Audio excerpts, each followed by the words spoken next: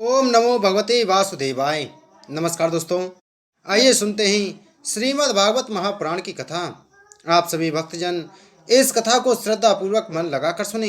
भगवान श्री कृष्ण आप सभी की मनोकामना पूर्ण करेंगे और आप सभी के कष्टों को हर लेंगे। दोस्तों, इस कथा में हम वर्णन करेंगे सती का अग्नि प्रवेश। श्री मैत्रेय जी कहते हैं, विदुर जी, इतना कहकर भगवान शंकर मौन हो गए। उन्होंने देखा कि दक्ष के यहाँ जाने देने अथवा जाने से रोकने दोनों ही अवस्थाओं में सती के प्राण त्याग की संभावना है। इधर सती जी भी कभी बंधुजनों को देखने जाने की इच्छा से बाहर आती और कभी भगवान शंकर रुष्ट न हो जाएं, इस शंका से फिर लौट जाती। इस प्रकार कोई एक बात निश्चित न कर सकने के कारण वे दुविधा में पड़ गईं, चंचल हो गईं। बंधुजनों से मिलने की इच्छा में बाधा पड़ने से वे बड़ी अनमनी हो गईं। स्वजनों के स्नेहवश उनका हृदय भर आया और वे आंखों में आंसू भरकर अत्यंत व्याकुल हो रोने लगीं। उनका शरीर थरथर कांपने लगा और वे अति प्रथम पुरुष भगवान शंकर की ओर इस प्रकार रोषपूर्ण दृष्टि से देखने लगीं मानो उन्हें भस्म कर देंगी। शोक और क्रोध ने उनके चित्त को बिल्कुल बेचैन कर दिया तथा स्त्री स्वभाव के कारण उनकी बुद्धि मूढ़ हो गई। जिन्होंने प्रीतिवश उन्हें अपना आधा अंग तक दे दिया था, उन सत्पुरुषों के प्रिय भगवान शंकर को भी छोड़कर वे लंबी लंबी सांस लेती हुई अपने माता पिता के घर चल दी। सती को बड़ी फुर्ती से अकेली जाते देख श्री महादेव जी के मणिमान एवं मद आदि हजारों सेवक भगवान के वाहन वृषभराज को आगे कर तथा और भी अनेकों पार्षद और यक्षों को साथ ले बड़ी तेजी से निर्भयता पूर्वक उनके पीछे हो लिए। उन्होंने सती को बैल पर सवार करा दिया तथा मैना, पक्षी, गेंद, दर्पण और कमल आदि खेल की सामग्री, श्वेत छत्र, चंवर और माला आदि राज चिन्ह तथा दुदुम्बी, शंख और बांसुरी आदि गाने बजाने के सामानों से सुसज्जित हो वे उनके साथ चल दिए। तदंतर सती अपने समस्त सेवकों के साथ दक्ष की यज्ञशाला में पहुंची। वहां वेद ध्वनि करते हुए ब्राह्मणों में परस्पर होड़ लग रही थी कि सबसे ऊंचे स्वर में कौन बोली। सब और ब्रह्मर्षि और देवता विराजमान थे तथा जहां तहां मिट्टी, काठ, लोहे, सोने, डाम और चर्म के पात्र रखे हुए थे। वहां पहुंचने पर पिता के द्वारा सती की अवहेलना हुई, यह देख यज्ञकर्ता दक्ष के वैसे सती की माता और बहनों के सिवा किसी भी मनुष्य ने उनका कुछ भी आदर सत्कार नहीं किया।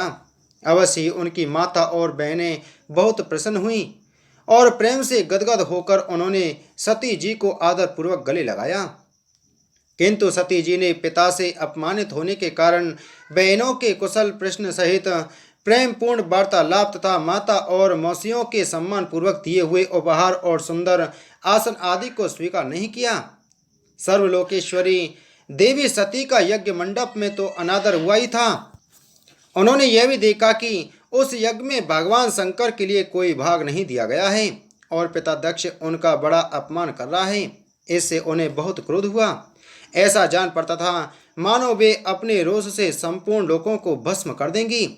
दक्ष को कर्म मार्ग के अभ्यास से बहुत घमंड हो गया था। उसे शिवजी से द्वेष करते देख जब सती के साथ आए हुए भूत उसे मारने को तैयार हुए तो देवी सती ने उन्हें अपने तेज से रोक दिया और सब लोगों को सुनाकर पिता की निंदा करते हुए क्रोध से लड़खड़ाती हुई वाणी में कहा। देवी सती ने कहा, पिताजी, भगवान शंकर से बड़ा तो संसार में कोई भी नहीं है। वे तो सभी देहधारियों के प्रिय आत्मा हैं। उनका ना कोई प्रिय है ना अप्रिय, अतएव उनका किसी भी प्राणी से वैर नहीं है। वे तो सबके कारण एवं सर्वरूप हैं। आपके सिवा और ऐसा कौन है जो उनसे विरोध करेगा। द्विजवर, आप जैसे लोग दूसरों के गुणों में भी दोष ही देखते हैं, किंतु कोई साधु पुरुष ऐसा नहीं करते। जो लोग दोष देखने की बात तो अलग रही, दूसरों के थोड़े से गुण को भी बड़े रूप में देखना चाहते हैं, वे सबसे श्रेष्ठ हैं। खेद है कि आपने ऐसे महापुरुषों पर भी दोषारोपण ही किया। जो दुष्ट मनुष्य इस सब रूप जड़ शरीर को ही आत्मा मानते हैं, वे यदि ईर्ष्यावश सर्वदा ही महापुरुषों की निंदा करें तो यह कोई आश्चर्य की बात नहीं है, क्योंकि महापुरुष तो उनकी इस चेष्टा पर कोई ध्यान नहीं देते। परंतु उनके चरणों की धूलि उनके इस अपराध को ना सहकर उनका तेज नष्ट कर देती है। अतः महापुरुषों की निंदा जैसा जघन्य कार्य उन दुष्ट पुरुषों को ही शोभा देता है, जिनका शिव यह 2 अक्षरों का नाम प्रसंगवश एक बार भी मुख से निकल जाने पर मनुष्य के समस्त पापों को तत्काल नष्ट कर देता है, और जिनकी आज्ञा का कोई भी उल्लंघन नहीं कर सकता। अहो, उन्हीं पवित्र कीर्ति मंगलमय भगवान शंकर से आप द्वेष करते हैं। अवश्य ही आप अमंगल रूप हैं। अरे, महापुरुषों के मन मधुकर ब्रह्मानंद में रस का पान करने की इच्छा से जिनके चरण कमलों का निरंतर सेवन किया करते हैं, और जिनके चरणारविंद सकाम पुरुषों को उनके अभीष्ट भोग भी देते हैं, उन विश्व बंधु भगवान शिव से आप बैर करते हैं। वे केवल नाम मात्र के शिव हैं। उनका वेश अशिव रूप, अमंगल रूप है।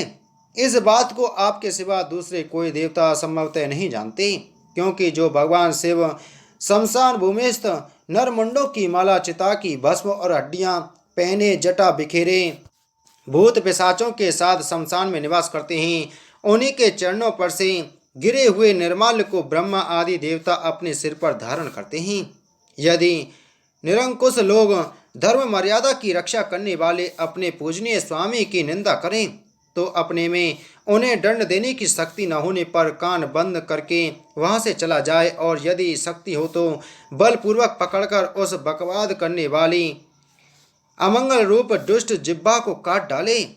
इस पाप को रोकने के लिए स्वयं अपने प्राण तक दे दे, यही धर्म है। आप भगवान नीलकंठ की निंदा करने वाले हैं, इसलिए आपसे उत्पन्न हुए इस शरीर को अब मैं नहीं रख सकती। यदि भूल से कोई निंदित वस्तु खा ली जाए तो उसे बमन करके निकाल देने से ही मनुष्य की शुद्धि बताई जाती है। जो महामुनि निरंतर अपने स्वरूप में ही रमण करते हैं, उनकी बुद्धि सर्वथा वेद के विधि निषेध में वाक्यों का अनुसरण नहीं करती। जिस प्रकार देवता और मनुष्यों की गति में भेद रहता है, उसी प्रकार ज्ञानी और अज्ञानी की स्थिति भी एक सी नहीं होती। इसलिए मनुष्य को चाहिए कि वह अपने ही धर्म मार्ग में स्थित रहते हुए भी दूसरों के मार्ग की निंदा न करे।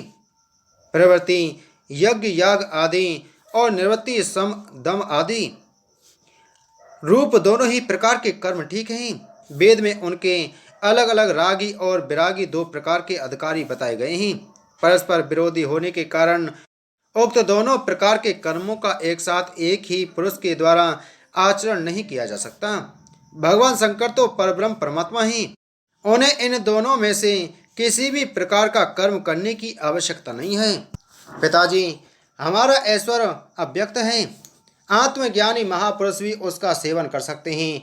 आपके पास वह ऐश्वर्य नहीं है, और यज्ञशालाओं में यज्ञात्र से तृप्त होकर प्राण पोषण करने वाले कर्मठ लोग उनकी प्रशंसा भी नहीं करते। आप भगवान शंकर का अपराध करने वाले हैं, अतः आपके शरीर से उत्पन्न इस निंदनीय देह को रखकर मुझे क्या करना है। आप जैसे दुर्जन से संबंध होने के कारण मुझे लज्जा आती है। जो महापुरुषों का अपराध करता है, उससे होने वाले जन्म को भी धिक्कार है। जिस समय भगवान शिव आपके साथ मेरा संबंध दिखलाते हुए मुझे हंसी में दाक्षायणी, दक्ष कुमारी के नाम से पुकारेंगे, उस समय हंसी को भूलकर मुझे बड़ी ही लज्जा और खेद होगा। इसलिए उसके पहले ही मैं आपके अंग से उत्पन्न इस सब तुल्य शरीर को त्याग दूंगी। श्री मैत्रेय जी कहते हैं, काम आदि शत्रुओं को जीतने वाले विदुर जी उस यज्ञ मंडप में दक्ष से इस प्रकार कह देवी सती मौन होकर उत्तर दिशा में भूमि पर बैठ गईं। उन्होंने आचमन करके पीला वस्त्र ओढ़ लिया तथा आंखें मूंद कर शरीर छोड़ने के लिए वे योग मार्ग में स्थित हो गईं। उन्होंने आसन को स्थिर कर प्राणायाम द्वारा प्राण और अपान को एक रूप करके नाभि चक्र में स्थित किया। फिर उदान वायु को नाभि चक्र से ऊपर उठाकर धीरे धीरे बुद्धि के साथ हृदय में स्थापित किया। इसके पश्चात अनंदिता सती उस हृदय स्थित वायु को कंठ मार्ग से भ्रुकुटियों के बीच में ले गईं। इस प्रकार जिस शरीर को महापुरुषों के भी पूजनीय भगवान शंकर ने कई बार बड़े आदर से अपनी गोद में बैठाया था, दक्ष पर कुपित होकर उसे त्यागने की इच्छा से महामनस्वनी सती ने अपने संपूर्ण अंगों में वायु और अग्नि की धारणा की। अपने पति जगतगुरु भगवान शंकर के चरण कमल मकरंद का चिंतन करते करते सती ने और सब ध्यान भुला दिए। उन्हें उन चरणों के अतिरिक्त कुछ भी दिखाई न दिया। इससे भी सर्वथा निर्दोष अर्थात मैं दक्ष कन्या हूँ ऐसे अभिमान से भी मुक्त हो गईं और उनका शरीर तुरंत ही योगाग्नि से जल उठा। उस समय वहां आए हुए देवता आदि ने जब सती का देह त्याग रूप यह महान आश्चर्यमय चरित्र देखा तब वे सभी हाहाकार करने लगे और वह भयंकर कोलाहल आकाश में एवं पृथ्वी तल पर सभी जगह फैल गया। सब ओर यही सुनाई देता था, आय दक्ष के दुर्व्यवहार से कुपित होकर देवादिदेव महादेव की प्रिया सती ने प्राण त्याग दिए। देखो सारे चराचर जीव इस दक्ष प्रजापति की ही संतान हैं, फिर भी इसने कैसी भारी दुष्टता की है। इसकी पुत्री शुद्ध हृदया सती सदा ही मान पाने के योग्य थी, किंतु इसने उसका ऐसा निरादर किया कि उसने प्राण ही त्याग दिए। वास्तव में यह बड़ा ही असहिष्णु और ब्राह्मण द्रोही है। अब इसकी संसार में बड़ी अपकीर्ति होगी। जब इसकी पुत्री सती इसी के अपराध से प्राण त्याग करने को तैयार हुई तब भी इस शंकर द्रोही ने उसे रोका तक नहीं। जिस समय सब लोग ऐसा कह रहे थे उसी समय शिवजी के पार्षद सती का यह अद्भुत प्राण त्याग देख अस्त्र शस्त्र लेकर दक्ष को मारने के लिए उठ खड़े हुए। उनके आक्रमण का वेग देखकर भगवान भृगु ने यज्ञ में विघ्न डालने वालों का नाश करने के लिए अभयंतम रक्षम इत्यादि मंत्र का उच्चारण करते हुए दक्षिणाग्नि में आहुति दी।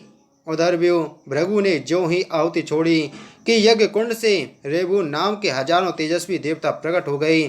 इन्होंने अपनी तपस्या के प्रभाव से चंद्रलोक प्राप्त किया था। उन ब्रह्म तेज संपन्न देवताओं ने जलती हुई लकड़ियों से आक्रमण किया और समस्त गुहक और प्रथम गण इधर उधर भाग गए। बोलो श्रीमद् भागवत महापुराण की जय। बोलो श्री कृष्णचंद्र भगवान की जय।